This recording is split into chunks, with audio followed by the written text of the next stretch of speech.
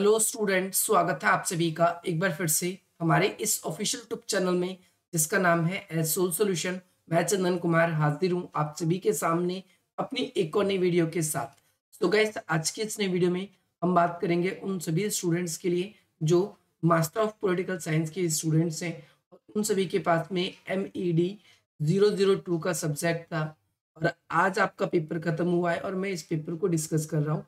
बहुत सारे स्टूडेंट्स के कमेंट आ रहे थे कि सर पेपर बहुत अच्छा गया। तो आप सभी का पेपर कैसा गया मुझे कमेंट करके ज़रूर बताएं। दूसरी बात, आप सभी को जो क्वेश्चन बताए गए थे, एक तो कल दिन वाली वीडियो में और एक कल रात वाली वीडियो में। कल रात वाली वीडियो 10 बजे रात के बाद लाइव हुए थे हम, जिसमें लगभग 150 से 200 बच्चों को लाभ पहुंचा था उस टाइम पे। और यहाँ पर अब हम इस पेपर को देख लेते हैं, साथ ही आप ये कमेंट करके ज़रूर बताएं कि अगला पेपर अब आपका कब है और कितनी तारीख को है।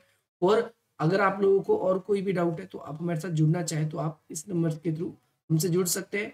पेपर के रिलेटेड अगर कोई भी आपको क्वेश्चन समझ नहीं आ रहा, आपको आंसर्स उसके, तो आने वाली वीडियोस में उसको एक्सप्लेन कर दिया जाएगा। बस अपना डाउट जो है इस पे आप शेयर कर देना। यहाँ पर विकास के मुद्दे है ना और चुनौतियां, ये आप सभी का सब्जेक्ट नेम है। और पेपर एज ऑलवेज 50 मार्क्स का सेकेंड ईयर का आता है, 2 घंटे का होता है। ऐसा है, जैसा मैंने बताया था, पेपर या तो आप सभी का सारे क्वेश्चन नंबर के आएंगे या 10 नंबर के आएंगे। तो पेपर पहली बात तो 5 नंबर का आया। और यहाँ पर पेपर में मैंने आपको कल रात को ही सबसे पहले सततशीलता शब्द को परिभाषित करवाया था और सतत विकास शब्द की उत्पत्ति की चर्चा के बारे में ब्रुटलैंड आयोग जिसे बोलते हैं हम, 1987 के अंदर हमने बताया था। इसकी उत्पत्ति, जो इसकी एक रिपोर्ट थी, अवर कॉमन फ्यूचर रिपोर्ट जो थी, उसके तहत इसकी शुरुआत हुई थी। तो ये क्वेश्चन आप सभी का इजीली हो गया। सततशीलता के बारे में मैंने आपको बताया था कि विकास की वो प्रक्रिया जो हमेशा बनी रहे, ये विकास की जो हमेशा प्रक्रिया बनी रहे वो सततशीलता है। अब देखिए आपके कितने नंबर बनते हैं इसके अंदर और मुझे बताएं। और साथ ही साथ ये वीडियो आने वाले जो स्टूडेंट्स हैं हमारे, जो भविष्य में एग्जाम्स की तैयारी करेंगे, तो उन लोगों के लिए भी इंपॉर्टेंट रहने वाला है। सेकंड क्वेश्चन आप सभी से, फर्स्ट क्वेश्चन में सेकंड पार्ट है, इसमें आपसे पूछा गया था अतपीड़ीय समता क्या है। अतपीड़ीय समता, तो यहाँ पर सिंपली आप सभी के लिए ये था कि आने वाली जो पीढ़ी है उसके लिए समानता क्या है। और अंतर्राष्ट्रीय कानून तथा जलवायु परिवर्तन सम्मेलन CCC, देखो क्या है, क्लाइमेट चेंज समिट जो है, इसका क्लाइमेट चेंज एंड कॉन्फ्रेंस जो है, ये क्यों महत्वपूर्ण माना जाता है? क्योंकि CCC वाला जब ये सम्मेलन हुआ था तो इसमें हमारी भविष्य में आने वाली जो पीढ़ी है उनके लिए पर्यावरण को संरक्षण किया जाए, ताकि वो लोग भी संसाधनों का अच्छे तरीके से उपयोग किया जाए। इसमें हमने देखा था वनों के आरक्षण की बात हुई थी, ताकि वनों को आरक्षण कर दिया जाए और ऐसे वृक्ष जो जो ज्यादा ऑक्सीजन देते हैं उन सभी का अधिक से अधिक वृक्षारोपण करवाया जाए। इसके बारे में भी बात निकल के आती है। नेक्स्ट क्वेश्चन है, क्वेश्चन नंबर सेकंड जो है, सतत जीविका क्या है? तो सततशीलता जब मैंने पढ़ाई थी तो आपको सतत जीविका के बारे में भी बताया था। तो ये क्वेश्चन भी कल रात को बताए में से आया है। और ये क्वेश्चन जो मैंने आपको दिन वाली वीडियो और रात वाली वीडियो दोनों में बताया था, सतत विकास जो है पारिस्थितिक तंत्र का उपागम कैसे है, बताइए। तो सेम क्वेश्चन आप सभी के लिए रिपीट हो चुका है। तो रात को बताया गया था, आप लोग, क्योंकि आप लोगों के लिए पूरी प्लेलिस्ट ही बना दी गई है, अगर आप लोगों ने नहीं देखा है प्लेलिस्ट में आप देख लेना। जिन बच्चों का हो गया है तो उन लोगों को जरूरत नहीं है, जिन बच्चों का पेपर अभी है तो वो एक बारी उन वीडियोस को भी जरूर देखें। यहाँ पर हम बात कर रहे हैं आगे आगे की, इसके अंदर और क्या बताया गया, आप इसको भी अच्छी तरीके से समझते हुए चलेंगे। मंडलीकरण के रिलेटेड क्वेश्चन है। सबसे पहले भूमंडलीकरण यानी वैश्वीकरण मैंने आपको बताया था कल रात को ही। वैश्वीकरण क्या है और इसके मुख्य अंग का व्याख्या करना है। वैश्वीकरण के कई अंग हैं, जैसे हम इसके प्रोस्पेक्टिव में गए तो जैसे इसका एक राजनीतिक है आयाम या अंग, एक आर्थिक अंग है, आर्थिक आयाम, एक सामाजिक है या सांस्कृतिक जिसे बोलते हो आप, ठीक है। तो इस तरीके से, और भूमंडलीकरण द्वारा प्रत्यक्ष विदेशी निवेश कैसे प्रभावित हो रहा है, ये मैंने आपको रात को बताया था कि जब कोई कंपनी हमारे देश में आती है तो अपने साथ में फॉरेन इन्वेस्टमेंट लेकर आती है। तो वो सेम प्रोसेस है जैसा कि आपको बताया। तो ये क्वेश्चन भी आप सभी के लिए बताया हुआ है। अगला क्वेश्चन की बात करते हैं, सतत विकास में समुदाय के नेतृत्व में प्रयास का क्या महत्व है, चर्चा कीजिए। पंचायती राज और गैर सरकारी संगठनों की क्या भूमिका है? सतत विकास को बनाए रखने में, आप सबको पता है, सतत विकास को बनाए रखने में पंचायती राज की भूमिका है कि गांव के अंदर जितनी भी ग्रीनरी होती है उन सभी ग्रीनरी को बनाए रखने में इसकी एक मुख्य भूमिका है। गैर सरकारी संगठन, जैसे अभी आगे आप देखोगे एक क्वेश्चन भी आया है, गैर सरकारी संगठनों की क्या भूमिका है।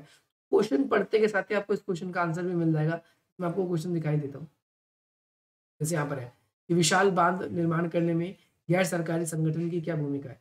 गैर सरकारी संगठन बहुत सारी ऐसी एनजीओज है जिन्होंने बांध बनाने के लिए जो है नदी घाटी परियोजनाएं जो चली है उनका विरोध किया है, क्योंकि बांध बनाने के लिए एक पूरा एरिया पर कंप्लीट एरिया, इसमें जितने पेड़ पौधे हैं उन सबको काटा जाएगा और साथ ही साथ में उन पेड़ पौधों को काट के भविष्य में भी वहां पर पेड़ पौधे नहीं उगेंगे। तो ऐसे सतत विकास को तो ये प्रभावित करेगा ही करेगा। तो ये किस तरीके से आप देख सकते हो इनकी क्या भूमिका है, आपको यहीं से पता चल रहा है। इनकी भूमिका ये है, जैसे चिपको आंदोलन है, चिपको आंदोलन में या फिर हम बात करें तो सरदार सरोवर परियोजना थी ना, सरदार सरोवर परियोजना, उसके अंदर टिहरी बांध था उसके अंदर। तो ये आप सभी के लिए इंपॉर्टेंट है, ये वाला क्वेश्चन आप सभी के लिए पेपर में आया था। ठीक है, इस क्वेश्चन को भी आप देखेंगे क्योंकि ये वेबसाइट पे भी आपको और कहीं नहीं मिलेगा। तो जो बच्चे आने वाले टाइम के हैं, तो वो इस वीडियो को जरूर देखें, क्योंकि पेपर आप लोगों को पेपर ही पेपर पहले पता चल जाएगा।